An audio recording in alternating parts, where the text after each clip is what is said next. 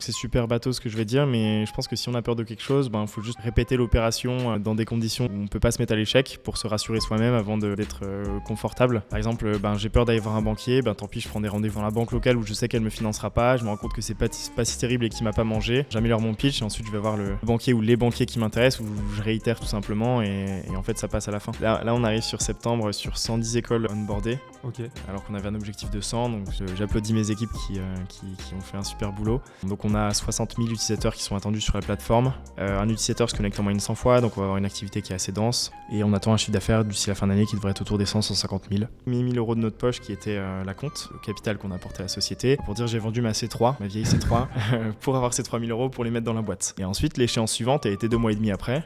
Et on s'est dit, tranquille, on va faire un prêt. Et là, du coup, mal barré. Bienvenue dans Mal Barré, le podcast qui plonge dans les débuts des startups lyonnaises. Chaque épisode, on donne la parole à des fondateurs ou experts growth qui ont transformé leur galère en succès. Ici, on parle sans filtre des premiers pas, des premières victoires et parfois des moments où tout semblait mal barré.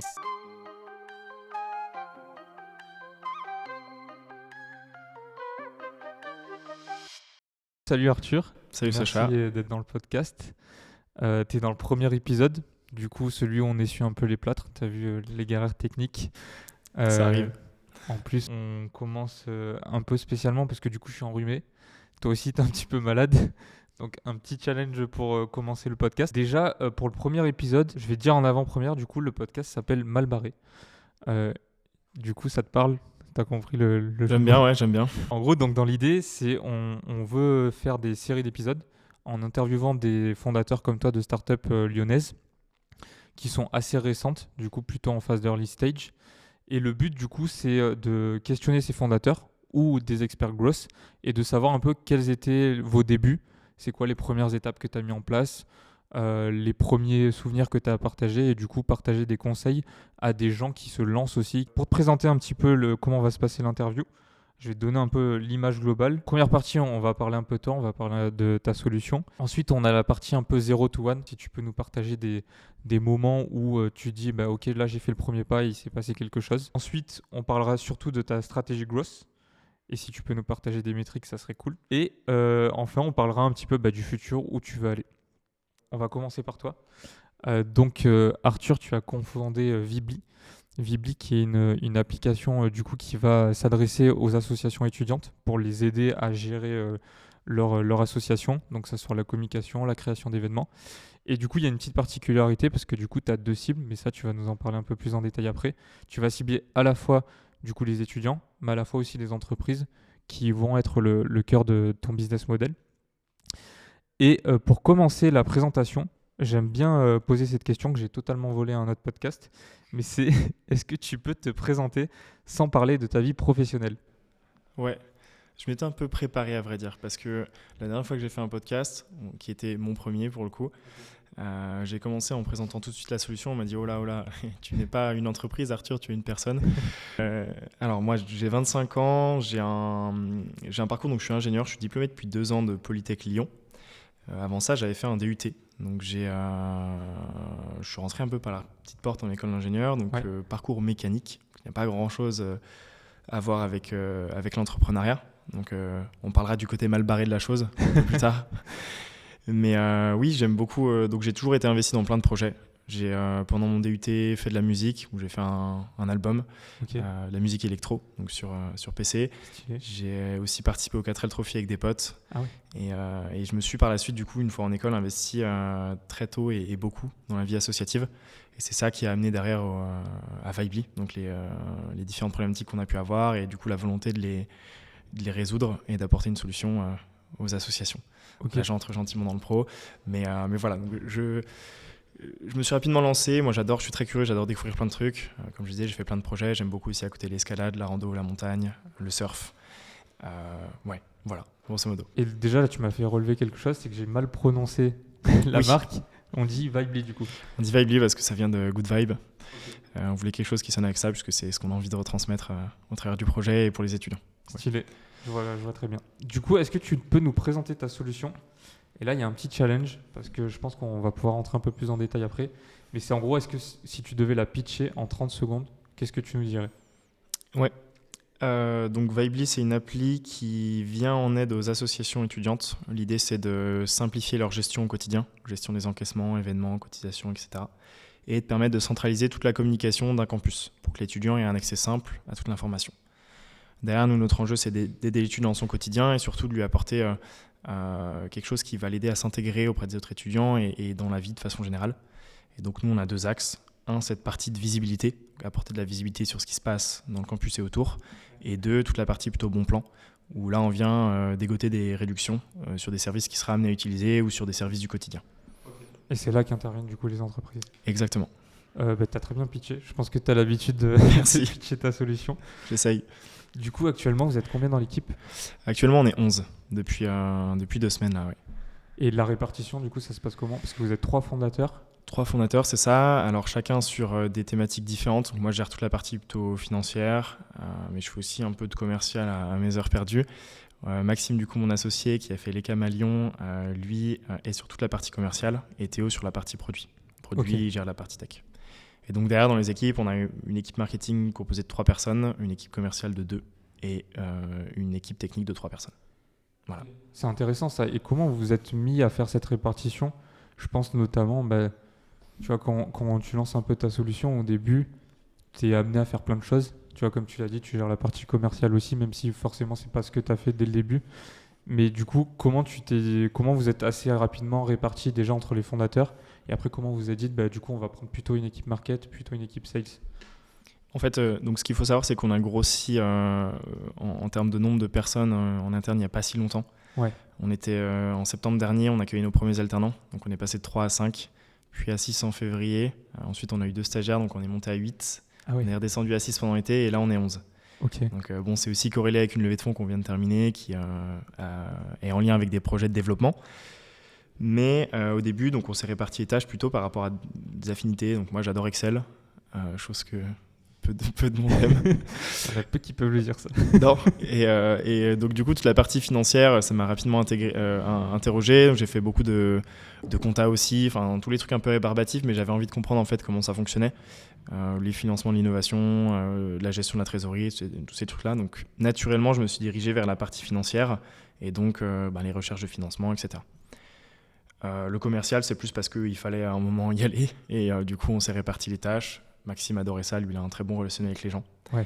Donc c'est lui qui a pris cette partie-là avec moi en support sur la charge. Et Théo sur la partie produit, puisque lui c'est vraiment le truc qui l'anime. Le résultat, on va dire, technique du coup du côté de l'utilisateur à la fin. C'est cool parce que vous êtes vachement complémentaires. Ouais, alors qu'on est 3 ingés à la base. Ouais. Mais voilà, on est des profils plutôt comme business, c'est des choses qui nous intéressent, très curieux, donc on va rapidement apprendre les choses, mettre les mains dedans et c'est parti. Et du coup, le côté peut-être aussi technique de l'ingénierie fait qu'on est très à cheval sur le produit et c'est ça aussi qui séduit aujourd'hui nos utilisateurs. Tu penses que de la force, du coup, vous la tirez de ça, de se dire vous êtes avant tout des ingés, avant tout des gens côté produit et derrière, en fait, le business, c'est juste, ça en découle parce que vous êtes obligé d'en faire, quoi. Une force et une faiblesse, du coup, je dirais quand même. Parce que c'est vrai qu'il a fallu apprendre tout le bagage technique, enfin toute la partie plutôt business qui n'est pas naturellement innée. Mais par contre, on était plus à l'aise sur la partie produit, on savait où on allait de ce côté-là. Donc, tout en gardant en tête qu'il ne faut pas se perdre dans la création du produit indéterminément sans aller confronter sa solution au marché. Et c'est une des choses qu'on a fait un peu sur les débuts. Bon, l'erreur vient aussi du fait que nous, on était en études pendant 2 ans sur le début du projet. Donc, à savoir que le projet a 4 ans, donc on est diplômé depuis 2 ans. Et sur les 2 premières années, donc on faisait développer la solution et nous on était très, même si on avait fait une approche au marché, on était très centré sur développons une première version, testons. Et donc ça nous a fait perdre un peu de temps. Et surtout on a eu un apport de connaissances sur le marché un peu plus tardif. Mais, ouais. Et ça fait pas peur ça de se lancer directement après ses études ? Nous en fait c'était même pendant, donc on avait en milieu de 3e année d'école d'ingénieur, donc il nous reste encore 2 bonnes années. Ouais. Donc ça s'est fait de fil en aiguille, on a commencé à faire un cahier des charges sur la base de problématiques qu'on rencontrait en asso. Donc à savoir que quand on voulait engager les étudiants, c'était en moyenne une dizaine d'associations dans l'école qui avaient chacun son profil sur Facebook, sur Instagram, sur tout un tas de plateformes. Et donc sa visibilité, ses pratiques de communication, ce qui fait qu'en fait tout était éparpillé. Et l'étudiant, il avait un accès à l'information qui était pas évident. Et on avait beaucoup de mal du coup derrière à communiquer, partager les billetteries et faire venir les gens. Et la deuxième problématique sur la gestion était qu'on passait énormément de temps à contrôler derrière une billetterie qui était de l'école, est-ce que les gens qui avaient des réductions étaient bien adhérents, non adhérents, enfin bref, tout un tas de choses qui pouvaient s'automatiser. Et c'est ça qui nous a frustrés, qui nous a fait nous dire, créons cette solution. Donc on a commencé par sonder plein de potes, qui étaient aussi dans les écoles à droite à gauche, puisque parmi nous on avait fait aussi des prépas, et donc les gens s'éparpillent derrière, qui avaient tous les mêmes problématiques. Donc on s'est dit, c'est parti. Au début, le business model était de se dire, le concept c'était chaque fois qu'il y a un encaissement qui passe par l'application, donc une vente d'événements, de cotisation ou autre, nous on prend un pourcentage, Ok. donc de l'ordre de 2%. On avait un flux qui était estimé sur une école de 650 personnes à 65 000 euros, donc d'encaissement du BDE, etc. Et donc nous, les 2%, ça faisait à peu près 1 300 euros, donc à peu près 2 euros par étudiant par an. 3 millions d'étudiants en France, donc on se disait, bon, voilà, on a de quoi se lancer et on verra plus tard. On a vu plus tard, donc après 2 ans, une fois qu'on a sorti une version test, que c'était pas, les calculs n'étaient pas totalement justes, et c'est pour ça que je dis qu'on aurait pu gagner du temps sur cet apprentissage, ouais. Mais je reviendrai peut-être dessus un peu plus tard. Tout ça pour dire que quand on s'est lancé, nous, on avait juste cette idée de se dire, on va développer le produit, ça va être top, tout le monde a le besoin, et on a commencé à designer le cahier des charges, et ensuite est venue la question, est-ce que on apprend à développer, puisque nous, on est ingé, mais pas forcément sur la partie informatique. Est-ce qu'on apprend cette partie-là, on perd du temps, on ne sait pas si ça aboutit, ou alors on a un projet de plus, on va dire d'école qui n'a pas la qualité qu'on voulait apporter, ou alors est-ce qu'on le fait faire? Donc on a décidé de le faire faire, on a fait des devis, et là est venue la question de l'argent. Donc il faut commencer à aller chercher des fonds. Ouais. Et donc on a eu un premier devis de 30 000 euros d'un prestat pour la totalité d'un cahier des charges qui, pour dire aujourd'hui, n'est pas encore fini. On est à peine à la moitié.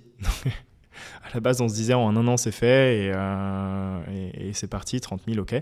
Donc on a mis les 9 premiers 1 000 euros de notre poche qui était la compte, le capital qu'on a apporté à la société.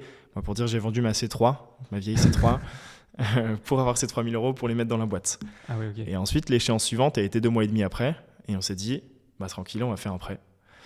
Et là, du coup, mal barré. C'était une des premières anecdotes. On a réussi à finir le prêt. Hein. On a réussi à l'avoir dans les temps. Attends, si tu peux me resituer, du coup, c'est genre là, vous êtes toujours dans votre avant-dernière année ? Ouais, non, là, exactement. En fait, on a toute la partie cahier des charges, études du marché, etc. On l'a fait sur les... on va dire pendant le Covid, quoi. Donc ouais. On a fini en début 2021. Ensuite, moi, j'ai fait mon premier stage d'école. J'ai pu faire dans la boîte. Et donc là, c'était toute la structuration financière de la société et concrètement lancer vraiment le développement. Et donc là, on est à ce moment-là. Là, okay. On est début 2021. Ok. Donc il y a 3 ans. Ouais, il y a 3 ans. Et on se dit, tranquille, on va faire ce prêt pour compléter du coup les 21 000 euros qui nous manquaient et un peu plus pour la suite. On n'avait pas anticipé beaucoup plus loin. Hein. C'était grosso modo, il nous faut 30 000. On va chercher 30 000. Et donc, début des galères. Bon, il s'avère qu'on était plutôt convaincants et notre projet, il parlait aux gens. Donc, on a réussi à débloquer ce prêt et dans les temps. On a peut-être négocié un petit peu avec notre prestat, mais bref. Et donc, l'aventure était lancée. Mais voilà, donc un peu naïvement, très peu de recul sur la partie financière. On est allé tardivement chercher le marché, comprendre ce qui fonctionnait ou pas. Et donc, ça nous a valu pas mal de difficultés, pas mal de galères. Mais on va dire que voilà, on s'est lancé de cette façon, un peu en mode au culot. Notre projet, il est bien, les gens l'aiment, il y a un besoin. Donc c'est parti, on y va quoi. Et c'est intéressant du coup cette partie parce que si on revient un petit peu en arrière au niveau du moment de l'idée, du coup si j'ai bien compris c'est parce que toi tu étais confronté directement à ces problématiques, du coup tu t'es dit qu'il y a un besoin et comment du coup tu as validé ce besoin, tu es allé sonder tous tes amis qui bossent aussi, qui étaient aussi dans des assos étudiantes, mais est-ce que tu t'es dit ok je vais faire par exemple un questionnaire utilisateur, voir s'il y a des gens qui seraient intéressés de payer pour cette solution ou juste l'utiliser en fait gratuitement? Ouais, c'est ça. Donc, on avait fait pas mal de choses. On a en effet sondé, on a fait passer des sondages dans plein de groupes Facebook, puisque du coup, en effet, on avait des potes éparpillés un peu partout, donc c'était assez accessible. On avait des résultats qui étaient plutôt positifs. Nos potes même en asso nous disaient trop cool quand ça sort, dites-nous, nous on est chaud de faire un pilote test, etc. Ouais. Et donc, on s'est un peu arrêté à là, en mode c'est parti, feu. Et la partie qui pêchait, c'est surtout la partie business model. En fait, c'était des postulats qu'on pouvait tester qu'une fois une première version plus ou moins déployée. Et cette première version, on voulait qu'elle soit suffisamment complète pour qu'elle se divise aussi avec sa proposition de valeur les membres d'association. Et donc, on a mis à peu près un petit peu moins de 2 ans à le faire, mais c'était en parallèle de nos études. Donc, encore une fois, nous, on faisait un peu comme on pouvait entre les stages qu'on a pu faire dans la boîte, travailler le soir, les week-ends Forcément. sur du commercial, sur plein de choses. Et on a fini par être diplômé du coup en 2022, fin 2022, avec une quinzaine d'écoles du coup partenaires sur cette première version. Et donc là, c'était cool parce que nous, on lançait l'application, le plaisir, on avait des bons retours, même si bon, elle était buggée, on a perdu une partie des clients aujourd'hui, mais ça, je pense que voilà, c'est les débuts. C'est les débuts, ouais. Ce qu'on s'est rendu compte par contre assez rapidement, c'est que le modèle de commission, il fonctionnait pas du tout, enfin pas comme on l'espérait. Et au bout de 2-3 mois, on commençait à le sentir, au bout de 6 mois, c'était sûr. En fait, les 2 € par étudiant qu'on espérait, c'est dans un monde idéal. En vrai, toutes les écoles n'ont pas la même activité, donc parfois on a un peu moins de flux.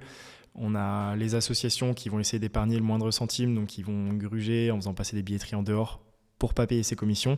Ce qui fait qu'en fait, on était plutôt loin du compte. On était un truc genre 0,7 € par étudiant en équivalent sur l'année. C'est un indicateur qu'on suit beaucoup, nous, le revenu par étudiant utilisateur, parce que c'est ça qui derrière, c'est un calcul simple qui permet de voir les potentiels de marché qu'on peut aller nous tirer derrière. Mais du coup, ça veut dire qu'à cette époque, il y avait des entreprises qui rentraient pour faire des partenariats dans l'application, pour proposer des services dans l'application. Et du coup, toi, tu prenais que la commission côté étudiant, mais côté entreprise, tu facturais quelque chose ? On n'avait pas du tout la partie entreprise au début. Ok. Au début, on n'avait que cette proposition de valeur, donc vraiment centraliser toute la communication d'un campus et simplifier la gestion de l'asso. Okay. Et on s'est dit, l'apport de valeur principal, il est là-dessus. Donc, ce qu'on apporte à l'association, donc c'est eux qui doivent être facturés in fine. En fait, c'est un marché un peu ingrat et c'est compliqué d'aller tirer de l'argent à l'association. Et d'un autre côté, ça se comprend puisqu'ils en ont besoin aussi pour animer leurs activités, les événements et ce qu'ils proposent aux étudiants. Donc, on a décidé d'arrêter la commission. On a essayé pas mal de choses, des factures d'abonnement mensuelles, annuelles aux administrations d'école, aux associations elles-mêmes. On a essayé de reporter la commission sur l'étudiant en se disant à chaque fois qu'il paye quelque chose, bon, au lieu que ce soit 10 €, c'est 10,20 € avec les frais de service. Ouais. Ça se voit partout. Mais pareil, donc à chaque fois, c'était des résultats assez mitigés. Ça n'a pas trop fonctionné. Et au bout d'un an donc, d'expérimentation, on arrive à la conclusion que ce qui aujourd'hui... une des forces qu'on avait, c'est qu'on avait une application qui était vraiment appréciée des associations et sur laquelle il y avait beaucoup d'activités. Donc nous, on a un utilisateur qui va se connecter aujourd'hui en moyenne 100 fois dans l'année. Donc c'est beaucoup. Et cette activité et cette cible étudiante, elle intéressait des entreprises qui souhaitaient mettre en avant leurs produits auprès de cette population qui était mouvante, qui était assez complexe à aller toucher. Et toi, tu as fait de l'ADS, je pense que tu pourras sûrement confirmer aussi en termes de ciblage, aller chercher cette cible, c'est pas toujours évident. En fait, oui et non, ça dépend parce que forcément, tu as des réseaux comme Instagram où on sait que tu vois, il y a pas mal d'étudiants. Il y a pas mal d'évolutions, notamment sur le côté méta, où en fait, avant, tu ciblais beaucoup par intérêt. Du coup, tu te disais, je vais cibler des étudiants parce qu'ils vont suivre une page, je sais pas, qui est vraiment dédiée à des étudiants. Et du coup, tu vois, il fallait être très précis. Il fallait être précis sur les intérêts, il fallait être précis aussi sur la tranche d'âge. Maintenant, ce qui se passe, c'est que on le voit avec l'IA et le machine learning, c'est de plus en plus performant. Et en fait, tu arrives sur Meta et tu lui dis juste, voilà, j'ai ma publicité. Tu lui balances une audience large, nous ce qu'on appelle, donc c'est en gros pas de critères d'intérêt. À la limite, la seule chose que tu peux lui mettre, c'est zone géographique et l'âge. Lui, il arrive à capter en fonction des gens qui cliquent ou les gens qui s'arrêtent sur ta pub, à se dire cette personne elle est intéressante. Du coup, il va regarder les critères de cette personne et en fait, il va faire du matching, il va trouver son audience tout seul. Alors que toi, dans le paramétrage, avant, comme tu disais, tu vois, c'est plus galère parce qu'il fallait trouver les bons intérêts et tout. Ouais. Toi, dans le paramétrage, tu as juste mis un truc large en mettant juste la tranche d'âge que tu connais et en fait, ça fonctionne derrière. Ok. Intéressant. Okay. Du coup, il y a pas mal d'évolutions par rapport à ça. Mais après, oui, c'est sûr, ça dépend de plein de paramètres en fonction du budget que tu as. Est-ce qu'il y a beaucoup de concurrence dessus ? Est-ce que ton message est assez clair ? Ouais. Le constat que nous on a fait, et ça pour le coup c'est en échangeant avec pas mal d'entreprises qu'on est arrivé là-dessus, c'est que quand je disais que c'est une cible mouvante, on peut la cibler, mais du coup en effet ton retour est intéressant sur les différents réseaux. Mais ce qui va être complexe aussi à suivre, c'est les évolutions des habitudes de consommation, la façon dont on s'exprime auprès d'eux. Ouais. Un message, une pub aujourd'hui sur Insta, elle n'est pas forcément considérée de la même façon qu'il y a quelques années quand tu en avais une tous les 5 posts. Ouais, c'est ça. Parce qu'aujourd'hui ils se font beaucoup spammer et il y a la volonté de faire quelque chose qui soit un peu plus, qui apporte de la cohérence à tout le monde. Et nous, la façon dont on le fait aujourd'hui, c'est qu'on vient négocier des réductions avec les entreprises, qu'on met en avant sur la plateforme. Donc l'étudiant, lui, trouve de la valeur dans l'accès à un service pour un tarif réduit.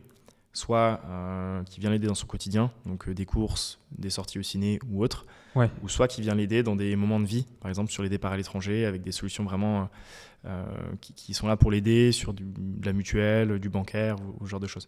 Ok. Et ça, pour le coup, nous, on vient vraiment déterminer quelle est l'audience qui a ses besoins à l'instant où elle l'a, et on vient faire quelque chose qui est plus spécifique et qui met en avant de la bonne des façons du coup l'entreprise auprès de cette audience. Ok. Très intéressant. On va passer du coup sur la partie 0 to 1. Et en fait, tu m'en as partagé déjà pas mal. Notamment la première, c'est la question de l'investissement. Et du coup, j'aimerais juste déjà revenir par rapport aux prêts étudiants, enfin aux prêts que vous avez fait pour ce premier développement. Du coup, comment ça s'est passé concrètement quand vous avez dû aller chercher les 30 000 euros? Vers qui tu t'adresses, tu vois, pour des gens qui ne savent pas du tout vers qui se tourner? Comment tu as fait toi pour aller chercher ces fonds? On a pris des rendez-vous avec des chargés pros dans des banques. On n'avait pas encore la société à l'époque, mais on avait le projet. Donc on a fait un business plan derrière qui récapitulait tout le projet avec un prévisionnel qui n'était pas très beau à l'époque. Mais en fait ça fait le travail, et je le pitchais de la même façon que je te le présentais un peu plus tôt, bon, avec des mots moins trouvés, on va dire, mais ça, et puis en fait on a eu 10 réponses négatives pour une réponse positive, et puis voilà quoi. Ah oui, ok, ouais. J'ai pas les chiffres exacts, mais c'est dans l'ordre de grandeur, ouais. Et genre, il y a une personne qui vous a dit oui? Il y a une personne qui a dit oui. Je crois même que nous on était au CIC à l'époque, enfin c'était la banque qui nous a suivis historiquement, on est encore chez eux. Et la conseillère en question a dit en fait sur ces montants-là, ça reste relativement raisonnable en fait quand on regarde, et ça vous permet de vous lancer dans votre activité. Donc nous on est plutôt partant de vous soutenir, là-dessus. À savoir qu'à l'époque on cherchait à faire un prêt de 23 000, puisqu'on avait réussi à avoir un prêt sur l'honneur à côté, financé du coup par des institutions régionales. Ouais. Ok. Exactement. Et du coup, c'est quoi selon toi les premiers freins? Ça dépend. Si on était allé chercher 1 million, je pense qu'ils auraient été un peu plus stricts ou à cheval sur le plan. Je pense qu'aussi on a commencé à une échelle qui était plus réduite. Donc on restait dans des agences locales, on avait un projet qui parlait, je pense qu'on le pitchait de la bonne des façons aussi, donc ça plaisait. Et encore une fois, sur des montants qui sont plutôt raisonnables. Donc je pense que l'un dans l'autre, en fait, on a réussi à trouver ces premiers investissements, ce qui a fait qu'on a pu se lancer derrière dans le concret. Le deuxième palier, du coup, qui est beaucoup plus gros, tu nous en parlais tout à l'heure, vous avez levé des fonds. Et ça, pareil, c'est intéressant parce que c'est aussi un autre cap que tu passes. Et ça, pareil, ça se déroule comment? Genre, c'est venu à toi ou c'est plutôt toi qui allais chercher ces fonds? C'est clairement pas venu à moi. J'ai pas les stats d'ailleurs, je me suis noté il y a pas longtemps d'aller chercher. Mais j'ai envoyé des messages, genre 450 personnes pour avoir 150 rendez-vous visio et 7 investisseurs. Donc c'est pas venu à moi. Mais en fait, ce qui s'est passé, c'est que nous, dans le développement, à partir du moment où on a compris que ce business model initial et puis les quelques tentatives qu'on a pu faire autour ne fonctionnaient pas, ensuite, on a décidé de faire un pivot total sur les entreprises. Donc, en sachant que les entreprises avaient un intérêt pour cette cible, qu'elles avaient du budget et qu'il y avait moyen de faire quelque chose qui fasse sens pour tout le monde. À partir de ce moment-là, on a décidé d'accélérer la mise en place, de structurer, de recruter du monde. Et c'est là que du coup, le projet de levée de fonds commençait à faire sens. Parce qu'on avait vraiment des dépenses qui étaient corrélées à un objectif atteignable, sur lequel on avait pu tester déjà notre marché, et chose qu'on avait, on va dire, fait assez tardivement sur la première partie du projet. Donc la partie dans laquelle on était en étude, du coup je rappelle, c'est celle que je présentais un peu plus tôt. Et à partir de là, on nous a dit une levée de fonds, ça prend 1 an. Donc on a commencé à se tourner vers... on a fait une formation qui était super auprès d'un centre financé par l'OPCO en plus, donc c'était quelque chose qui était un peu... qui était sympa pour nous, on va dire, et qui nous a donné toutes les bases. Ça s'appelle Cohorts. Okay. Enfin, Cohorts, c'est l'organisme de formation, et ils sont bien, en vrai, j'en profite pour faire une promo gratuite, mais ça nous a appris vraiment plein de trucs sur est-ce nécessaire de lever des fonds, qui sont les acteurs, pour quel niveau de maturité, comment les contacter, comment construire toute sa documentation. Donc la documentation, elle est composée de trois principaux documents. Le pitch deck qui est grosso modo un diapo de 15 slides qui récapitule tout ton projet. Ouais. Très compliqué de le faire et qui soit beau et qui ait toutes les informations. On a le BP, donc toute la partie financière, le tableur Excel. Et on a le data room qui est grosso modo nous on l'a fait sur Notion parce que ça s'y prêtait bien, mais c'est un espace où tu retrouves toutes les infos sur la boîte que tu vas partager dans des phases un peu plus poussées d'échange avec l'investisseur, sur lequel lui pourra creuser le marché, la concurrence, etc. Voilà, donc on a fait grosso modo 3 mois de création de cette doc. qu'on a confronté, qu'on a amélioré pendant tout le long du processus d'ailleurs. Ensuite, à peu près 6 mois de roadshow, donc échange, réseautage et compagnie, communication LinkedIn. Et puis ensuite 3 mois sur la partie juridique, closer, l'AG, le pacte d'associés, etc. Ouais. Bah, c'est stylé parce que je trouve que c'est des sujets, tu vois, qu'on n'entend pas beaucoup parler. Et surtout que ça pose des questions parce que, comme tu dis, ça prend quand même du temps. Faut être un peu préparé. Du coup, toi, tu t'es fait quand même accompagner par cette formation. Mais je sais qu'il y a aussi des agences, tu vois, qui sont spécialisées pour t'aider à aller lever des fonds. Et du coup, en tout cas, vous avez réussi. Donc, bravo pour ça. Merci. Comme tu l'as dit, tu vois, il y a eu quand même un changement au niveau de ton business plan, enfin de ton business model plutôt. Comment ça s'est passé du coup pour aller chercher ses premiers clients? Tu veux dire sur la partie B2B du coup, Ouais, entreprise. c'est ça, entreprise. On a remarqué jusqu'à maintenant qu'il y avait 2 canaux d'acquisition qui fonctionnaient particulièrement bien pour nous. Le premier, c'était le réseau. D'une certaine façon, rentrer en contact avec quelqu'un dans un cadre sympa, autour de la thématique, éventuellement. Ouais. Par exemple, j'ai participé au FD Day il n'y a pas très longtemps, un événement sur Paris de France Digital. Il y avait un atelier pour les CMO autour de comment toucher sa cible ou comment créer une campagne digitale efficace aujourd'hui. Et donc, on avait des petits ateliers par groupe avec des CMO. Ben là, pour le coup, tous ceux qui s'adressaient en B2C à une population qui pouvait être une population étudiante, sont des potentiels futurs clients. Et pour le coup, on est en échange avec eux. Et cette première approche, en fait, est assez sympa. Et sur toute la partie, du coup, le deuxième funnel d'acquisition qui fonctionne chez nous vraiment bien, ça va être l'outbound. En fait, on comprend qui est le décisionnaire parmi nos entreprises clientes, on fait notre segmentation et derrière, on va les contacter en essayant de créer du lien. Ça se fait beaucoup sur LinkedIn du coup, ou mail ou call, ouais. Mais ça fonctionne assez bien. Une fois qu'on arrive à voir la personne, en tout cas, on remarque rapidement un intérêt. Et l'idée, ça va être d'avoir une approche qui est très centrée sur le besoin, comprendre ce qu'ils recherchent et essayer de leur faire comprendre que nous, on est là pour travailler avec eux sur une stratégie justement d'approche de la cible étudiante que nous, on connaît, qui est justement notre expertise et sur laquelle on vient apporter un outil en plus qui a ses spécificités. Ok. Du coup, tes cibles aujourd'hui, donc c'est CMO, ouais. Dirigeant d'entreprise. Ouais. Tu as une idée de secteur particulier ou pas forcément? Alors, en termes de secteur, ça va être assez varié. L'idée, c'est d'intervenir sur tout ce que l'étudiant va être amené à consommer. Donc, c'est très large en fait. Ça peut être aussi bien de la mode que de l'alimentaire ou alors des choses plus sérieuses, du bancaire. Ok. Ou autre. En fait, c'est super large. L'idée, c'est de se dire, notre positionnement du point de vue de l'étudiant est chaque fois que tu vas avoir un besoin, tu trouveras une réduction sur Vibely ou tu trouveras la solution qui va t'aider à répondre à ta problématique sur Vibely. Ok. Et du coup, comment vous avez fait pour structurer cette partie outbound? Parce que du coup, c'est plutôt du manuel que vous faites actuellement? On commence à automatiser, ouais. Mais c'est encore en structuration en effet. Et pour répondre à ta question précédente, du coup, nous, les personnes qu'on va contacter aujourd'hui dans les boîtes, donc en effet, il y a le responsable marketing, mais souvent dans des boîtes qui sont plutôt de petite taille. Ouais. Dès qu'on va grossir un peu, grand compte ou autre, puisque finalement, c'est beaucoup ce qu'on va cibler, là, on va commencer à avoir des personnes qui sont un peu plus ciblées, le responsable d'autorité, le responsable d'acquisition, ce genre de métier, ouais. Et tu as une stratégie, parce que c'est hyper intéressant de voir du coup, vu que tu as une cible très large, en fait, moi, ce que j'ai l'habitude de voir chez des clients qui, au début, en fait, ils savent, enfin, ils estiment avoir telle cible et telle cible. Du coup, en fait, tu as plein de personas différents.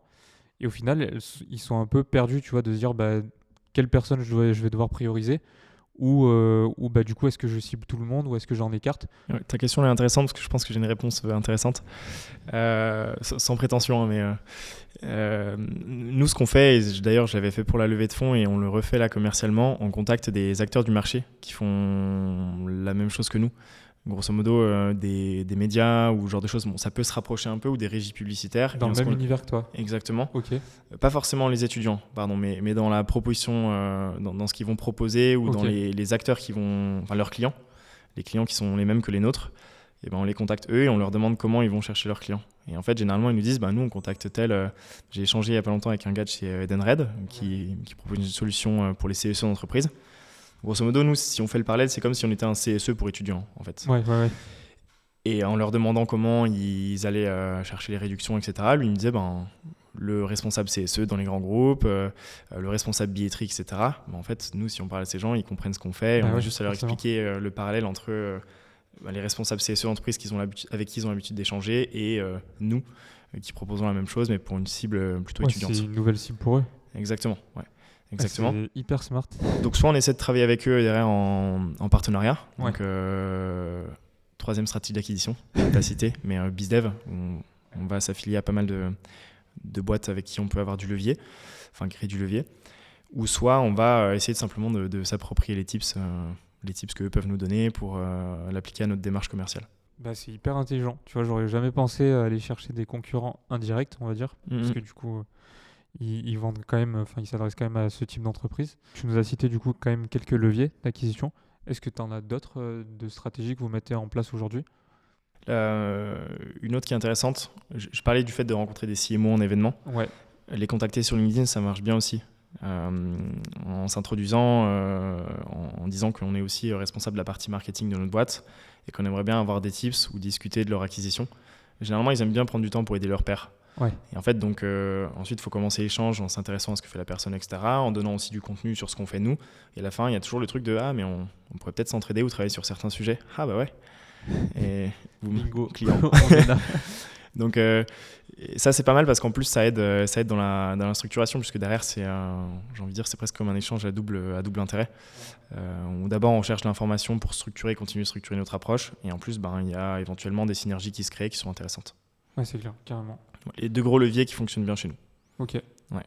Et j'ai appliqué les mêmes pour la levée de fonds. Grosso modo, j'allais voir des boîtes de nos secteurs ou des secteurs assez proches, soit des dirigeants qui venaient de vendre leur boîte, parce qu'eux pouvaient avoir un intérêt dans l'investissement, ou soit des boîtes qui venaient de lever pour qu'ils me redirigent vers leurs investisseurs ou vers d'autres acteurs, etc. Et ça faisait aussi un peu de l'acquisition en parallèle. Enfin voilà, c'était assez vertueux. Et tout ça, tu le fais sur LinkedIn ? Ouais. T'as pas d'outils genre de recherche de base de données ou peut-être Sales Navigator ? Sales Navigator, ouais. Et Mais c'est largement suffisant. Non, c'est pas suffisant. C'est pas suffisant à l'échelle. Je passais trop de temps, je pense. Ah ouais ? Ouais. Mais en prenant en main quelques outils, en automatisant, on peut gagner pas mal de temps là-dessus. Maxime le fait, lui, dans sa prospection commerciale. Il faut qu'on le mette en place à une échelle un peu plus grosse, on va dire. Mais je veux dire, en termes de critères, t'es arrivé à trouver les personnes que tu voulais ? Ouais. Ok, hyper intéressant. En regardant aussi ce qui se passait dans la presse, dans les différents Slack, notamment locaux sur Lyon, dans les réseaux, en demandant aussi des gens que je rencontrais à me rediriger systématiquement vers quelqu'un. Systématiquement, je le demandais. Ça ne marchait pas toujours. Mais de fil en aiguille, on contacte une personne, puis une autre. Et ça commence à faire du bruit et tu commences à... Ouais. Mais c'est vrai que tu me fais penser à une technique qu'un excellent commercial, il se reconnaîtra dans le podcast, qui travaillait chez Groupon, me disait, c'est en fait à chaque fois qu'il avait un échec en fait avec une vente, il disait toujours un truc tout bête, mais il disait, est-ce que vous n'avez pas une personne qui serait intéressée par notre solution ? Et en fait, il me disait, c'est bête, c'est simple comme le monde, mais à chaque fois, il avait au moins une personne derrière qui revenait en disant « Ah bah si, j'ai telle personne et tout ». Et en plus, comme tu t'as demandé le numéro ou l'email à quelqu'un, forcément, t'as fait du referral. Du coup, la personne elle est beaucoup plus susceptible, tu vois, de te parler et d'être intéressée. Mais je valide, et le referral, ça marche très bien aussi. Donc tout ça mis bout à bout, ça crée des boucles qui sont assez efficaces. Ouais. Du coup, ça me fait le lien, parce que je pense qu'acquisition, on a un peu fait le tour. Enfin, tu me dis si il y a d'autres leviers que tu vois.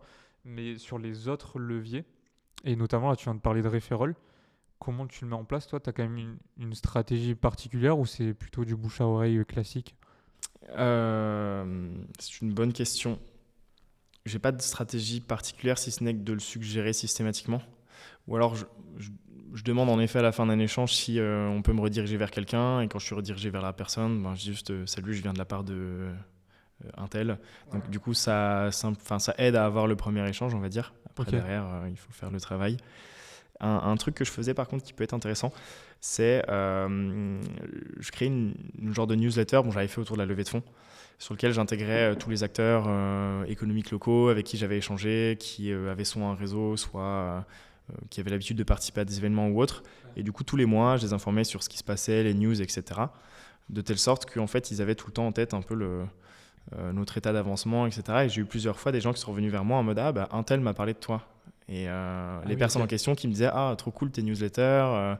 Parce que tu restes avance dans la bien tête des et tu gens. restes dans la tête des gens, exactement. Okay. Donc ça veut dire que tu avais vraiment cette newsletter dédiée que pour les entreprises qui bossaient avec toi en fait. Oui, c'est ça. Après, je l'ai fait un peu... à chaque fois que j'avais un échange avec quelqu'un qui était plutôt intéressé par le sujet, tu le mettais dans la boucle. avec qui, soit qui n'était pas directement intéressé par la levée, ou soit qui ne pouvait pas y participer nécessairement, mais qui faisait partie d'un écosystème qui était plutôt bienveillant. Ouais. Je l'ajoutais dans la boucle et puis voilà. Et tu lui demandais ça? Pas Non. forcément.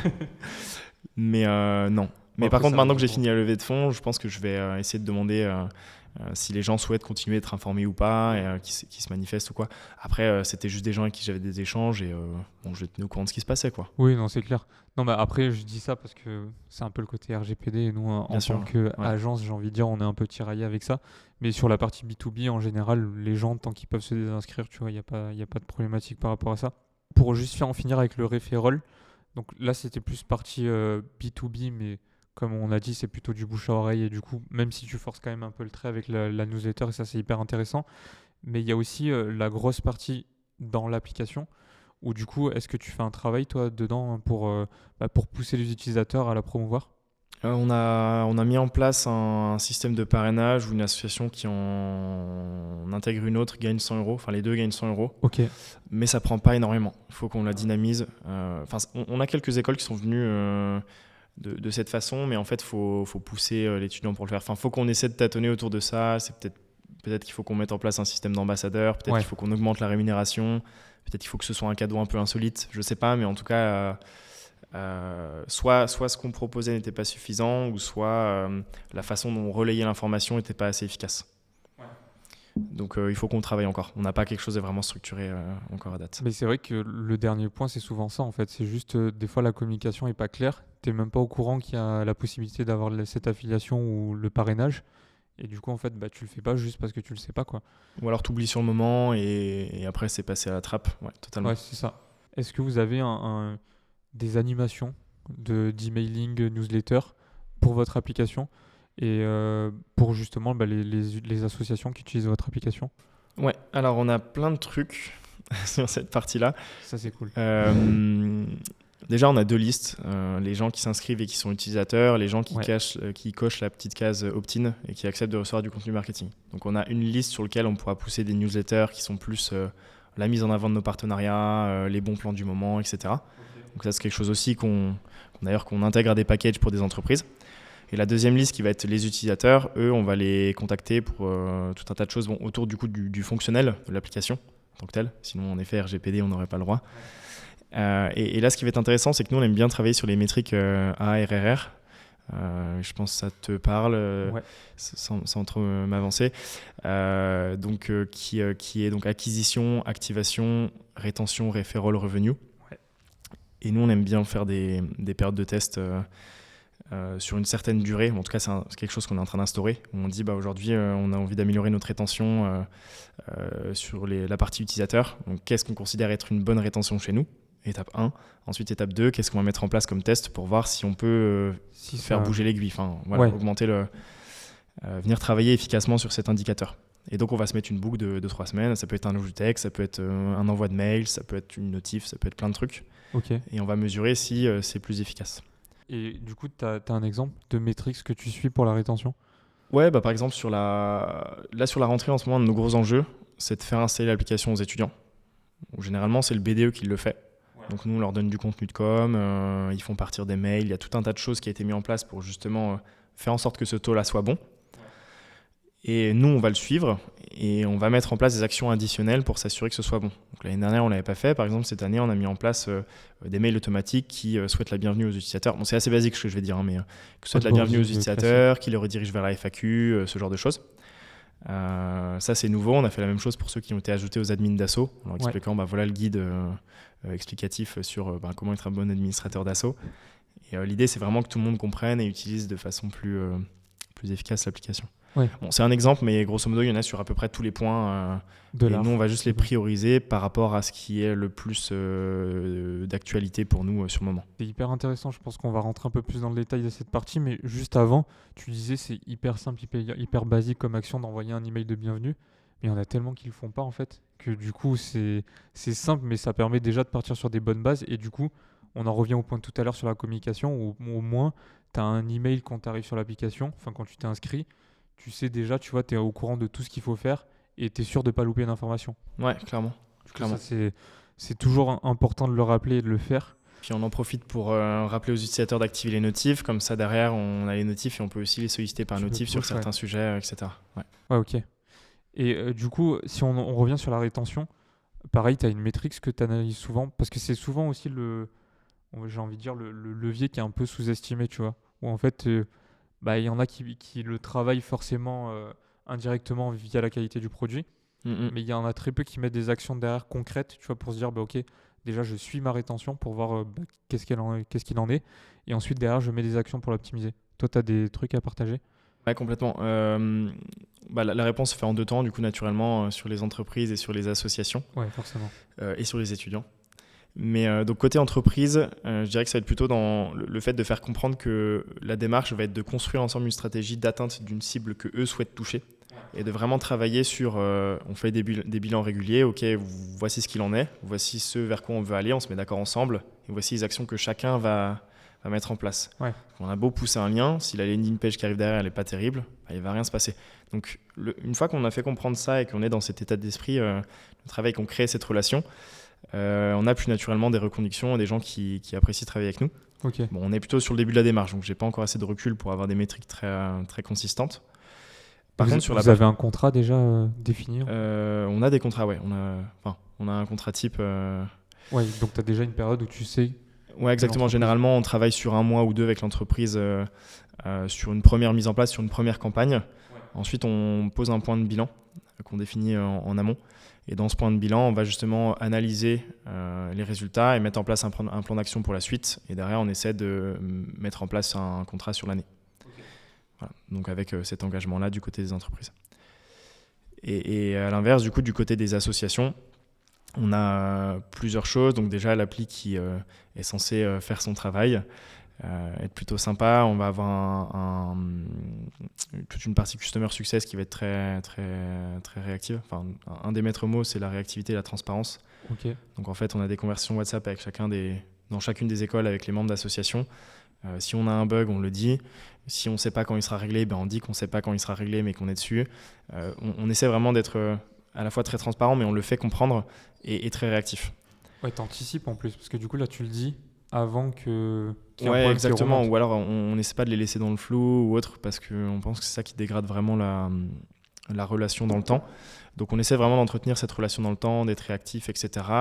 Et on va en plus faire des déplacements là, sur le début d'année où on va aller voir, on va les aider à faire installer auprès des étudiants, on fait gagner 2-3 trucs avec une roue sur place. Et ça, mine de rien, ça crée une relation qui fait qu'on garde ce lien dans l'année et que derrière les passations se passent bien. Ouais, okay. Parce que la particularité des associations, c'est que tous les ans, elles sont renouvelées. Mais en fait, l'application est gratuite, elle fait le taf. Partir de l'application, c'est un travail parce que faut refaire des conversations à côté, il faut refaire réinstaller Facebook aux gens, on ne sait pas si ça marchera ou pas, on repart sur des solutions de billetterie externes, il faut faire tout le benchmark. Donc en vrai, c'est assez complexe pour elles et nous, on vient tout de suite ajouter cette surcouche où on va faire une visio de passation avec eux, où on prend les nouveaux membres, on leur explique comment ça marche et ça renouvelle assez naturellement. Ouais, ils ont tout à gagner de toute façon. Ouais, exactement. Ok. Exactement. Et on a un churn aujourd'hui qui est autour des 8%. Donc ça veut dire 8% d'associations qui ne renouvellent pas, mais qu'on va travailler à faire descendre à l'année, je veux dire. Ouais. Et vous avez des idées de pourquoi ils ne renouvellent pas ? Oui. Certaines, c'est une question de produit, parce que mine de rien, il a beau être sympa, il est en développement, et surtout qu'on fait toujours l'analyse après coup. On a une grosse saisonnalité, on onboard les étudiants souvent en septembre, on démarche les associations entre février et juillet, donc en fait... Nos taux de conversion, on les analyse en septembre, une fois qu'on a fini toute la période de démarchage. Les churn, on les analyse en juillet-août, une fois qu'on a fini toute l'année. Donc, en fait, c'est des données qui sont presque antidatées. Ouais, ok. Donc, on pense qu'on est déjà plus bas que les chiffres que je t'ai donnés. Et l'idée, ça va être justement de continuer à travailler cette relation, continuer à faire évoluer le produit pour que les gens soient contents, tout simplement. Déjà, la bonne chose, c'est que vous le mesurez. Et en plus, faire des actions derrière, c'est toujours important. Et du coup, sur la partie étudiante, pareil, vous faites des actions aussi au niveau de la rétention ? Ça va être plutôt dans si on a des étudiants qui se connectent un peu moins fréquemment, on voit une notification sur un sujet ou sur quelque chose pour le réactiver, mais on est encore en train de structurer cette partie-là. Ok. Parce que pour l'instant, on est vachement tributaire de l'activité associative pour faire venir l'étudiant. Ouais. Donc comme dit, il y a une activité qui est plutôt dense, l'utilisateur se connecte en moyenne 100 fois dans l'année, donc c'est beaucoup. Mais c'est loin d'être dans toutes les écoles le cas. Donc en fait, il y a toujours un travail à faire là-dessus. Aussi une question que j'aime bien, au niveau des outils, Tu peux me parler déjà de Notion, et ça c'est un bon point parce que j'adore Notion aussi. Ouais. Mais du coup, est-ce que tu as des outils à partager?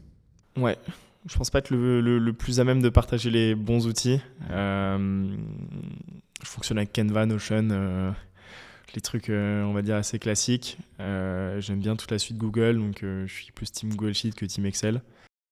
Mais non, sinon, au-delà de ça, j'ai pas d'outils particuliers avec lesquels j'aime bien travailler. Ben, forcément, j'essaie des choses. Calendly, c'est sympa pour gérer son calendrier, son agenda. Mais pas d'outils vraiment où quand je l'ai pris en main, je me suis dit, ok, ça fait la diff. Ouais. Et pour la partie mailing, vous utilisez quoi du coup? Pour la partie mailing, on utilise Brevo. Ouais.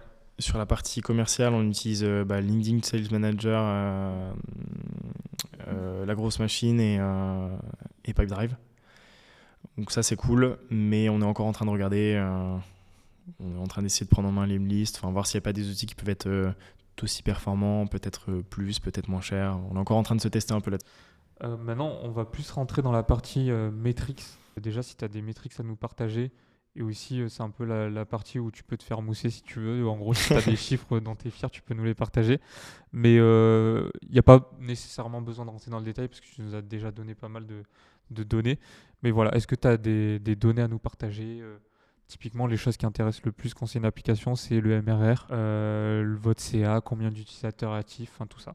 C'est vrai que ça clôturera pas mal puisque du coup on a fait la vente, toute la genèse du projet et on n'a pas forcément conclu, même les chiffres actualisés, je ne crois pas les avoir donnés depuis le début. Moi j'en ai mais je ne crois pas que ce soit les bons non plus. J'avais Ouais, 30 000 étudiants, 70 écoles. Non, alors effectivement c'est pas les données actualisées.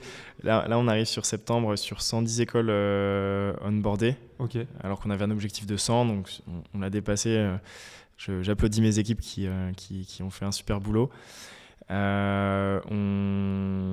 on a 60 000 utilisateurs qui sont attendus sur la plateforme, tous pas encore entièrement onboardés à date. On a des rentrées qui s'étalent jusqu'à mi-octobre, donc ça explique un peu la chose. Un utilisateur se connecte en moyenne 100 fois, donc on va avoir une activité qui est assez dense, ça je l'ai déjà dit pour le coup. Ouais. Et on a une cinquantaine de marques avec qui on travaille aujourd'hui sur leur visibilité et leur présence auprès de ce marché étudiant. Et on attend un chiffre d'affaires d'ici la fin d'année qui devrait être autour des 100-150 000, sur lequel je suis assez confiant de l'atteindre. Il faut juste que commercialement on mette les bouchées doubles. Donc il y a des enjeux naturellement, mais si on est efficace, on devrait pouvoir l'atteindre. On a cette visibilité en tout cas. Il y a une métrique ou plusieurs que tu regardes assez fréquemment parmi toutes celles que tu viens de citer? Oui, nous ce qu'on va regarder beaucoup c'est l'usage. Ouais. Donc tous les mois on regarde le nombre d'utilisateurs actifs par rapport au nombre d'utilisateurs total. Donc ce qu'on appelle le MAU, Monthly Active User. On va regarder du coup le nombre d'impressions, ça c'est plus parce que c'est ce qu'on vend aussi derrière d'une certaine façon. Donc c'est plus pour avoir des métriques actualisées et pouvoir être aussi tourné autour de la data sur ce sujet. Donc ça va être sur la partie plutôt activité. Et nous on ne fonctionne pas avec un système d'abonnement, ou en tout cas on est en train de le structurer mais c'est pas encore vraiment déployé. Donc effectivement du coup dans le cas de boîte SaaS, on suit énormément le MRR, l'ARR. Nous pas encore. Mais évidemment, on suit les revenus, le taux de conversion, ce genre de choses. Ouais. Et du coup, c'est quoi la suite? Tu as une roadmap à nous partager Du coup, tu as dit d'ici la fin de l'année, donc on pourrait dire les 3 prochains mois d'atteindre le chiffre d'affaires que vous êtes fixé. Et ensuite, vous avez une vision plus long terme? Ouais, totalement. Bon, de façon très factuelle, on a un objectif d'atteindre la rentabilité à la fin d'année prochaine. On l'atteint aujourd'hui pour un chiffre d'affaires de 500-600 000, si on reste... flat sur nos dépenses. Donc c'est un des gros objectifs, même si on pense pouvoir monter jusqu'au million quasiment. Ouais. Y a quelque chose qui explique le facteur 7-8 entre les 100-150 de cette année et le 1 million de l'année prochaine. C'est que notre modèle de revenu, on l'a mis en place qu'en juin, qu'on a eu juillet et août où il n'y avait pas d'activité parce que c'est les vacances. Ouais. Et là, on a vraiment quadruplé notre base d'utilisateurs en septembre et les 4 derniers mois d'activité. Ah, okay. Donc si on réplique cette activité sur toute l'année prochaine et qu'on double encore notre base d'utilisateurs en septembre, ça explique qu'on puisse faire des multiples qui soient aussi intéressants de façon à avoir quand même les pieds sur terre. Et à terme, l'objectif, nous, c'est de déployer le plus largement possible l'application. On pense à 5 ans pouvoir avoir 1 million d'utilisateurs sur l'app, sachant qu'on a 3 millions d'étudiants en France. ça fait une partie importante du marché, mais on a de la place et on a un produit qui plaît, donc, et qui est gratuit, qui plus est pour les assos. Donc ça nous semble jouable. Et du coup, double enjeu, faire grossir la communauté d'un côté et aller chercher les clients de l'autre côté pour construire quelque chose qui est viable dans le temps et qui apporte de la valeur à tout le monde. Trop stylé. Trop stylé. En tout cas, je te le souhaite. Et pour conclure, je vais te demander 2 choses. Le premier, c'est de revenir sur un moment mal barré, mais du coup qui s'est amélioré derrière. Donc est-ce que tu as un moment où tu t'es dit, mince, là ça va être compliqué, et au final tu as réussi à le surmonter? Ouais, alors j'en ai pas mal qui me viennent en tête, mais je sais pas lequel est le plus pertinent, mais il y en a un moi qui... c'est plus l'état d'esprit dans lequel on était au tout début quand on venait d'être diplômé. On n'avait pas encore de locaux, donc on travaillait dans mon salon, dans mon appart. On était tous les 3, c'était le mois de septembre, on était trop contents parce qu'on venait d'être diplômé et c'est parti, début de l'aventure. Et on a eu un financement qui devait arriver, qui a un peu traîné. Et on avait un paiement qu'on ne pouvait pas retarder du tout, qui arrivait genre le mercredi, et on devait recevoir l'argent le jeudi ou un truc comme ça. Ouais. Et donc on a dû chercher dans l'urgence 9000 balles ou un truc comme ça. Du coup on a dû envoyer un message à nos parents pour qu'ils nous fassent un virement instantané. Enfin bref, le truc c'était la galère. Mais surtout qu'on a essayé par tous les moyens de ne pas arriver à cette solution. Ouais. On voulait pas, parce qu'eux, ça les inquiétait, quoi. Ils avaient un peu peur de ça, même s'ils nous faisaient confiance. Donc on appelait BPI, on essayait de raccourcir tous les délais, on appelait la banque, on essayait d'autoriser du différé. Donc en fait on courait un peu partout. On s'est un peu excité pour pas grand chose et on a fini par demander de l'argent à nos parents. Ils nous l'ont prêté, le lendemain on a eu le reste du montant. C'est des petites choses, mais en vrai c'est plutôt l'état d'esprit où en fait on était, c'était le branle-bas de combat pendant toute l'après-midi, essayer de résoudre cette problématique. Puis on a eu pas mal de galères aussi avec des intégrations qui... on avait intégré, donc nous on a intégré Lydia et le Oasso pour les paiements sur l'app. Ouais. On a eu un moment des problématiques avec Lydia, des fonctionnements qui passaient plus, donc des assos qui nous appelaient à gogo pour nous dire là on est en train de vendre notre week-end d'inté, ça nous arrange pas trop les gars. Donc nous pareil, on était vraiment des répondeurs téléphoniques quoi. Mais ça s'est bien goupillé, on a réussi, on a communiqué correctement autour de ça, on a réussi à régler le problème rapidement. Enfin, voilà. Puis au final maintenant tu regardes ces moments avec ton œil d'aujourd'hui, tu dis il est quand même un peu trop facile. Cette époque. Un peu trop facile. Non, on a d'autres problématiques, mais oui, c'est marrant, c'est assez marrant. Trop cool. Et aussi, du coup, pour finir sur le mot de la fin, est-ce que tu aurais un conseil à partager, mais surtout un conseil qu'on pourrait appliquer demain? Genre, par exemple, là, tu vas me dire quelque chose et le challenge, c'est que je me dis demain, je vais le tester et je vais voir si Arthur, il a dit vrai ou pas. Moi, je pense que si notre aventure elle fonctionne à tous les 3, c'est parce qu'on n'a pas peur d'y aller. Ouais. Donc c'est super bateau ce que je vais dire, mais je pense que si on a peur de quelque chose, il faut juste répéter l'opération dans des conditions où on ne peut pas se mettre à l'échec pour se rassurer soi-même avant d'être confortable. Par exemple, j'ai peur d'aller voir un banquier, tant pis, je prends des rendez-vous dans la banque locale où je sais qu'elle ne me financera pas, je me rends compte que c'est pas si terrible et qu'il ne m'a pas mangé. Et j'améliore mon pitch et ensuite je vais voir le banquier ou les banquiers qui m'intéressent, ou je réitère tout simplement et en fait ça passe à la fin. Je crois que tout au long, on a toujours répété des actions pendant un certain temps et au bout d'un moment, ça a marché. Donc, juste pas trop se poser de questions parfois. Ok. Donc, le conseil, c'est ça. Demain, j'ai une problématique. J'y vais, je tente. Ouais, c'est que dans l'action, pour moi, qu'on trouve les réponses. Même parfois, on a tendance à se faire plein de scénarios. Forcément, celui où ça se passe pas bien. Ça fait beaucoup de charge mentale, on peut se traîner pendant 2-3 semaines et en fait on se rend juste compte qu'on n'a pas encore toute la data. Alors des fois il faut juste se détacher un peu des choses et se dire qu'est-ce qu'il me faut maintenant, qu'est-ce qu'il faut que je produise pour pouvoir chercher les réponses à mes questions qui me permettront derrière de me rassurer ou de choper l'information que j'ai envie d'avoir. Et ça faut y aller, ça sert à rien de se dire rester dans la théorie pendant 3 mois et de se faire un sang d'encre, non. Ouais, t'as raison, parce que des fois c'est vrai que tu réfléchis tellement au truc que tu t'es fait 15 000 scénarios.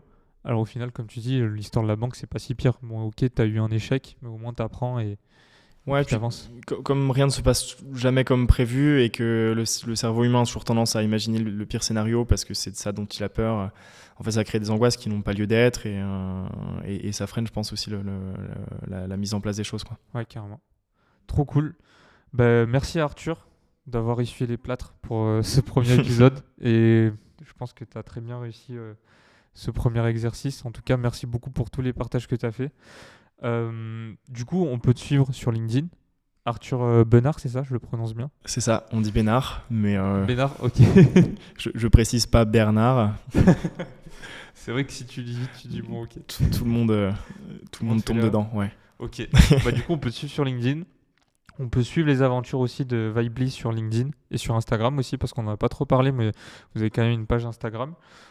Et moi, je te souhaite le meilleur pour cette aventure, mais en tout cas, c'est bien parti, parce que vous avez déjà accompli pas mal de choses. Et puis, avec plaisir pour une prochaine, on se donne rendez-vous peut-être, je sais pas, dans quelques mois et on refait un petit débrief sur ce qui s'est passé. Et on voit ce qu'il en est, ouais. Bah écoute, carrément, merci pour l'invitation, Sacha. Et puis au plaisir d'en discuter, carrément. Merci, trop cool. Ouais, trop stylé, franchement, merci. C'était bien, j'ai Franchement,